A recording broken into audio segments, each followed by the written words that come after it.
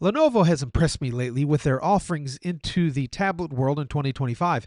In fact, the Yoga Tab Plus could easily be a contender for the best tablet of 2025. Now, I want to show you this little guy. This is the Lenovo Chromebook Duet 9. It is an 11-inch Chromebook. Now, listen, a Chromebook is not going to be everybody's cup of tea. But hang on, you might not want to pass on this little guy. Not just yet.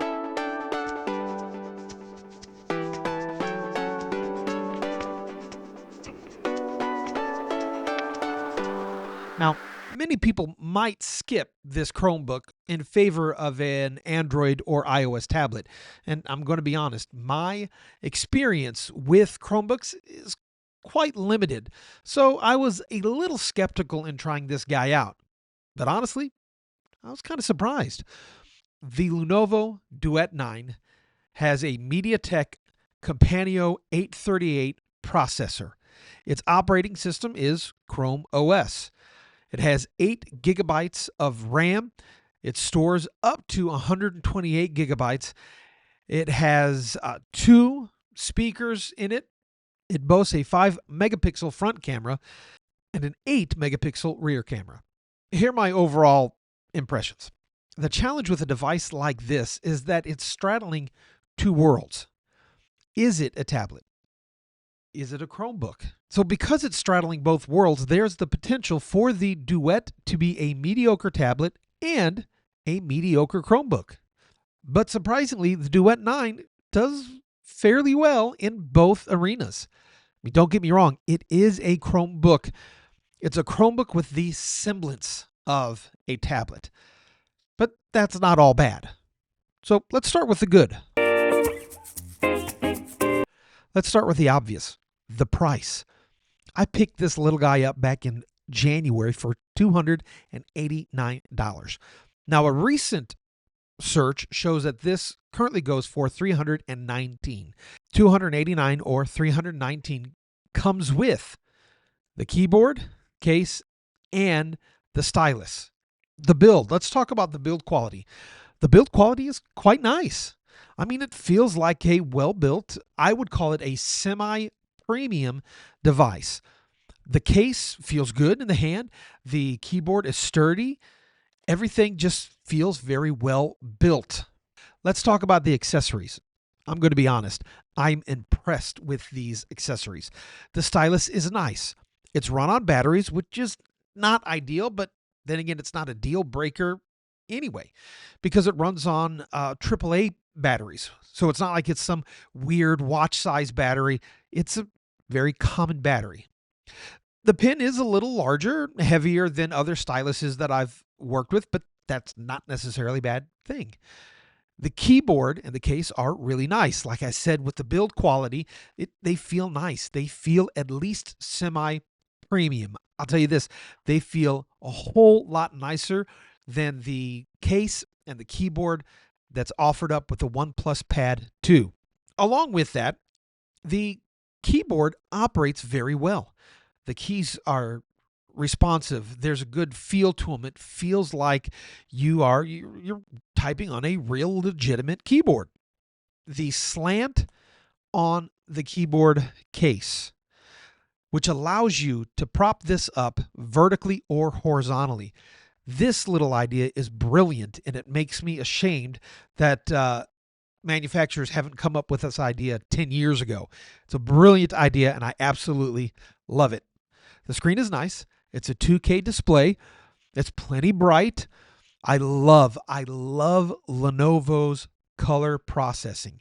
It is some of the best color processing that I've seen in the Android, or really outside of iOS. The color processing on the displays of Lenovo are really, really nice. Let's talk about the sound. The sound is surprisingly good. It gets plenty loud. There's not a lot of bass. The quality is not great, but it's good, solid sound. There's 2 USB-C ports. That's just smart.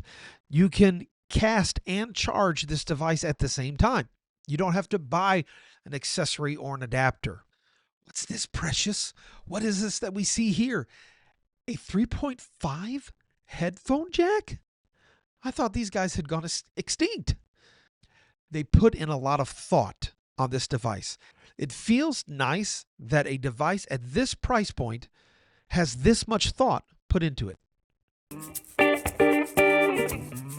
Now let's talk about the bad, because there are some sacrifices with this device. I'm not super familiar with the Chrome OS, but it's a little on the clunky side. There's so much you can do with an Android tablet with widgets and your home screen you just can't do with a Chromebook.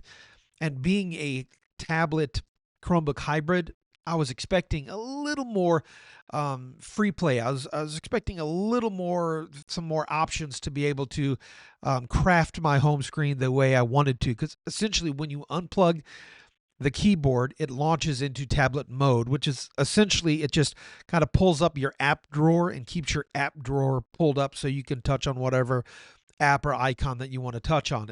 It's not a true tablet or Android experience. It's really meant to be a Chromebook. But that's okay. The cameras are meh. They're not great cameras, but I don't expect to have great cameras on a $289 device. Let's talk about the hardware. 8 gigabytes of RAM isn't exactly premium specs, but I had no problem running most things on this guy. He's actually a beefy little multitasker. He does well with multitasking. I had videos pulled up on a Zoom call while I had a Microsoft Word document pulled up, and I was able to do some surfing on the web all at the same time. I don't think this is going to be your go-to device for any kind of heavy or system heavy gaming. The pen is passable. It's not phenomenal. There's a little bit of latency, but I'll be honest, I enjoyed the pen on this as much as I did the OnePlus Pad 2. So it's actually a pretty decent little pen. Let's talk about the 60 hertz refresh rate.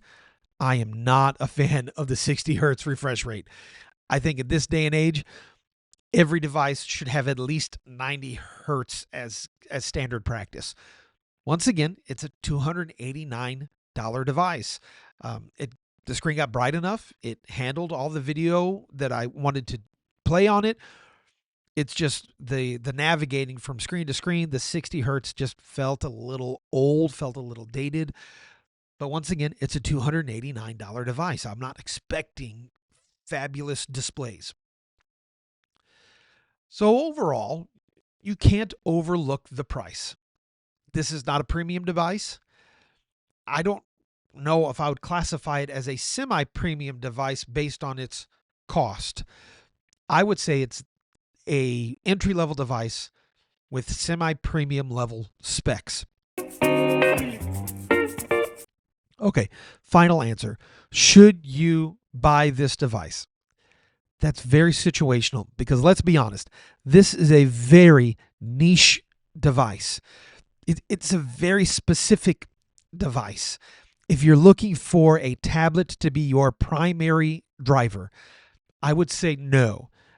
I would suggest spend a little more money, get something like the Yoga Tab Plus, get something like the OnePlus Pad 2. Huawei has a MatePad Pro.